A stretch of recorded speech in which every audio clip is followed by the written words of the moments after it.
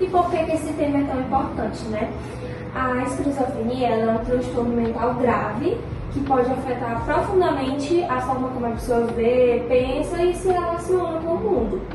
Estima-se que cerca de 1 a 1,5% da população mundial convive com essa condição e muitas vezes não sabe e vai descobrir ao longo do tempo, talvez por falta de informação, enfim. E falar sobre a esquizofrenia com empatia e embasamento é muito importante, porque quebra tabus e oferece suporte adequado e construi uma sociedade mais consciente e inclusiva, né? Mas afinal, o que é a esquizofrenia?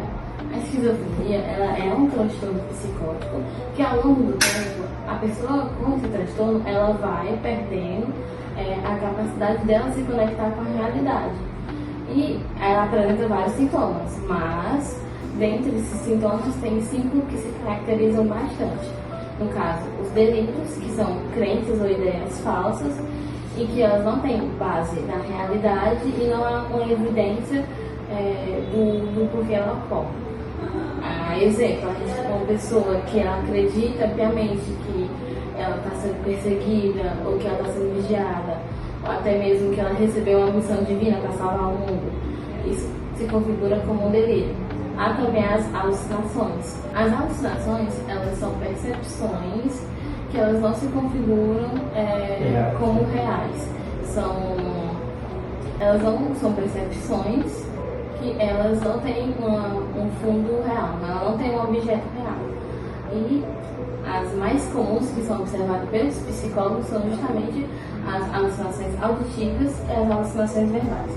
Um exemplo, uma pessoa, um indivíduo que está passando por alucinação, ele acredita que está criando mofo no corpo, feridas por conta de mofo. Isso é um tipo de alucinação visual, que ela enxerga feridas no corpo dela, decorrente de mofo. Outra um exemplo de verbal, é que a pessoa, ela passa, um indivíduo com alucinações, ele passa a escutar vozes que mandam ela fazer alguma coisa, ou que criticam o que ela está fazendo. Isso se configura como uma alucinação verbal. Há também os pensamentos desorganizados, Esses pensamentos, como o próprio termo diz, são pensamentos, construções de cognitividade que estão distorcidas e que levam a pessoa a ter uma falha na comunicação. A comunicação da pessoa ela não se torna clara e outras pessoas não conseguem entender o que ela quer transmitir. E por último, mais ou menos importante, temos os sintomas negativos.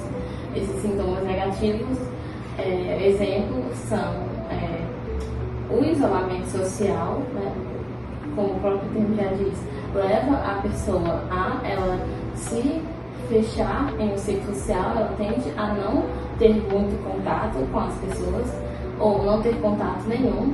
O embotamento emocional, o indivíduo ele tenta, ele não tenta, na verdade ele não consegue sentir prazer ou ter algum tipo de humor para fazer coisas que deseja, coisas que gosta de fazer no seu cotidiano. E também a falta de motivação. A pessoa perde a vontade de fazer coisas que ela sente prazer no dia a dia. Isso anda tudo junto. Esses sintomas, eles se correlacionam e eles não ocorrem de maneira separada. Eles estão sempre interagindo, sempre simultaneamente. A TCC, ela compreende o transtorno esquizofrênico, principalmente os seus sintomas. Os sintomas, eles, apesar de ser intensos, a TCC compreende que dá para se trabalhar esse transtorno respeitando o ritmo do paciente, como ele vai respondendo à psicoterapia, que leva à psicoeducação. A psicoeducação é trabalhada justamente essas coisas com a esquizofrenia. Seria habilidades sociais, estratégias de enfrentamento e reconstrução cognitiva, Isso, e propriamente o paciente entender o que é esse transtorno esquizofrênico e como ele se relaciona, como esse transtorno se relaciona na vida dele, né? E como você disse, né? A partir disso, criar estratégias para que a pessoa se torne funcional no seu dia a dia e que ela consiga se relacionar com as outras pessoas no seu dia a dia e que ela também consiga uma qualidade de vida. Sou Matheus, estudante do 9º semestre e faço a cadeira de estágio do estágio 2 de psicologia. Então, doutor Matheus, a gente gostaria de saber mais sobre o senhor, o que o senhor tem a detalhar sobre os sintomas da esquizofrenia. Pronto, a esquizofrenia é pautada em 2 arquétipos de sintomas, os sintomas positivos e os negativos.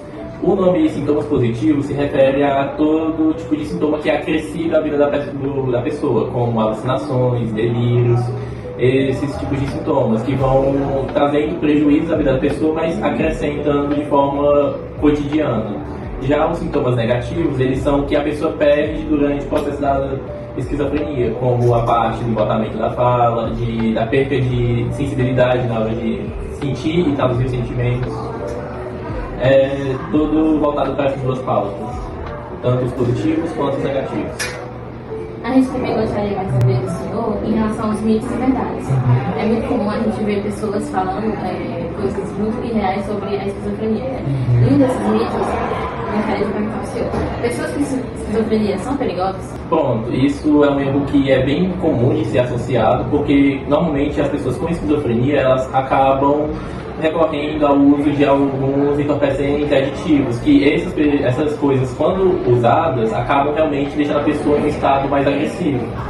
Contudo, com um tratamento adequado e com o uso de remédio, a pessoa consegue ficar em um estado normal e mais calmo, onde não chega a apresentar riscos e nem danos. Não é considerada uma pessoa perigosa. Isso, ela não é considerada uma pessoa perigosa. Há também pessoas que acreditam que a esquizofrenia é um sinônimo de dupla personalidade? Pronto, isso também é outro erro que ocorre bastante, mas não, a esquizofrenia ela não é tida como uma dupla personalidade, mas ocorre das pessoas acharem isso por causa dos episódios de alucinação, onde ela acaba ficando com um sentimento distoante do que normalmente ela costuma apresentar. Também é bastante falado que pessoas com esquizofrenia elas podem trabalhar ou estudar? Podem sim, desde que elas estejam com o tratamento adequado em dias, estejam fazendo todo o processo, elas conseguem viver a vida delas normalmente. Tem um filme muito famoso em si que retrata a vida de um professor com esquizofrenia que passa por esse processo, onde ele tem a esquizofrenia, contudo, com os remédios ele consegue ir lidando com essa rotina. Você poderia compartilhar com a gente algumas dicas baseadas no TCC também? Pronto, algumas dicas que possam ser passadas é muito voltado para um tratamento sempre contínuo. Você tem sempre que estar acompanhando a pessoa de forma semanal, pelo menos, para ter essa checagem tanto do humor quanto também de medidas e vieses que possam realmente trabalhar com ela de forma que ela se sinta que está realmente tendo uma progressão e que afaste ela de riscos potenciais para a vida e para o cotidiano dela. Como muitos acabam indo por esse caminho de isolamento social e o uso de forma exagerada de aditivos, acaba tendo que ser também trabalhado muito esse processo também de enfrentamento às drogas, de como elas podem lidar com esse processo, como é que elas podem ter esse manejo de forma tanto social quanto humana e também de ser integradas socialmente. Elas não podem ser deixadas de lado nem marginalizadas.